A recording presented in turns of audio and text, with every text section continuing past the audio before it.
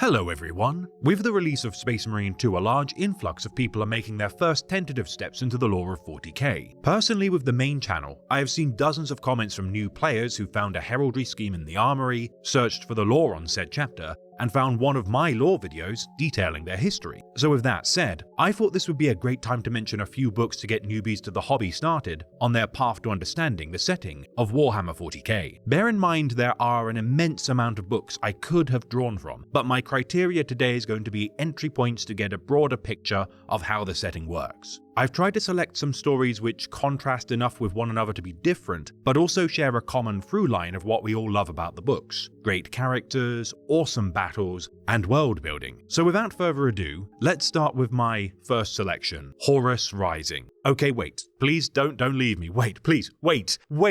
Look, I get it, it's the first book in a 54 book series. I understand it's a rabbit hole. That said, if you want to get a glimpse into how humanity in the 31st millennium functioned before the outbreak of the Horus Heresy, this is a gem. 30k and 40k are very different in tone, as much of the early books in the series have a tinge of optimism felt by the main cast until everything spirals into mayhem. This is not the chronological starting point of the setting, but it is the catalyst for the Imperium's decline, which, let's be honest, is the most important part of the setting. In any fantasy or sci-fi setting, humans correlate most closely to our experience due to our standing as, well, being humans. Horus Rising does a deft job at setting the stage for the Great Civil War of humanity, and honestly, I think just reading this, perhaps also the next couple books, does an extensive job of setting the tone of the series and detailing some of the highlights of the narrative. Don't get me wrong, most people tend to drop out of the Horus Heresy book series after reading the first few novels, but I assure you, it's worth taking a look into.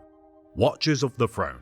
Set following the resurgence of Rabute Guilliman, Primarch of the Ultramarines, into the fold of the 41st millennium, this book details political intrigue and rebellion within the Imperial Palace itself. Technically, a two-book set divided into the Emperor's Legion and the Regent's Shadow. What I really like about this book is the focus on two of the more mysterious factions in 40k, the Talons of the Emperor. Viewed through the eyes of Shield Captain Valerian of the Custodians, Alea of the Silent Sisterhood, who are criminally underused in the setting, and Chancellor Tyron of the Senatorum Imperialis, this series is really unique as it helps paint a picture of how corruption spreads within the Imperium. Plus, not being funny, there's also a big Khornate invasion with some cool fights and cameo appearances from the Imperial Fists and Minotaurs chapter, which helps spice things up. The way that each character interacts with the wider populace of the Imperium varies wildly, and if you specifically listen to the audiobook version, the actors Gareth Armstrong, John Banks, and Emma Gregory do a fantastic job narrating this series.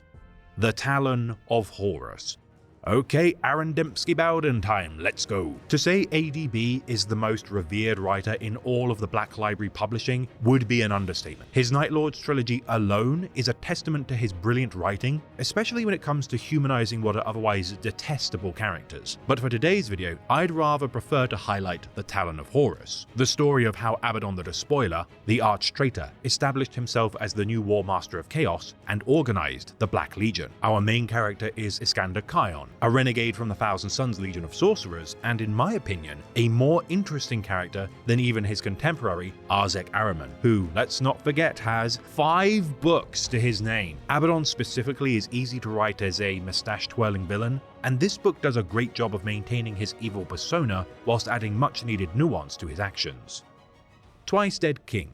I was really tempted to mention the Necron book, The Infinite and the Divine, in this list to spice things up with some Xenos lore, but honestly I think Twice Dead King, Ruin, is a better one to start with. If you want to get to know Xenos factions in the lore, I'm sorry to tell you, but all of them are underrepresented compared to the Imperium. All of them. The Necrons have peculiarly redeemed themselves in the eyes of Warhammer fans, based almost entirely on these two aforementioned book releases. Twice Dead King follows the story of a Necron noble called Altix, who in the grand scheme of 40k isn't that important. Although we don't yet have a great novel on Imhotep the Stormlord or Sarek the Silent King, this ancillary character of Altix regardless gives you an insight into how the Necrons used to live prior to their transformation into living metal bodies. We get fan favourites such as Overlord Zandrek and Oberon making a brief appearance, and we get a sense of how the noble class of this ancient species is organised. It's a damn shame we haven't had a book in the lore that does what Twice Dead King did for the Necrons to the other Xenos races, even though there have been several attempts to revive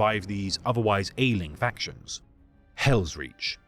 Oh my, Dembski Bowden, good to see you again. Seriously, if you need one book, one audiobook, one story to get you started with 40k lore, this is it. This book specifically galvanized my interest in the series and sparked my curiosity to dig deeper. If you haven't seen the animated movie created by Richard Boylan, you are absolutely missing out. So much so that Games Workshop, the owner of Warhammer itself, employed Richard to work on their in-house animations, such as the Angels of Death series, following this fan movie. Told from the perspective of Chaplain Gigachad Merrick Grimaldus, this story encapsulates everything cool about the Space Marines. We've got rousing speeches, epic battles, last stands, and a surprising amount of humanity on display for these otherwise zealous characters. There is a reason why the Space Marines are overwhelmingly the most popular army within 40k, and this story in particular lionizes them as the quintessential component to the setting.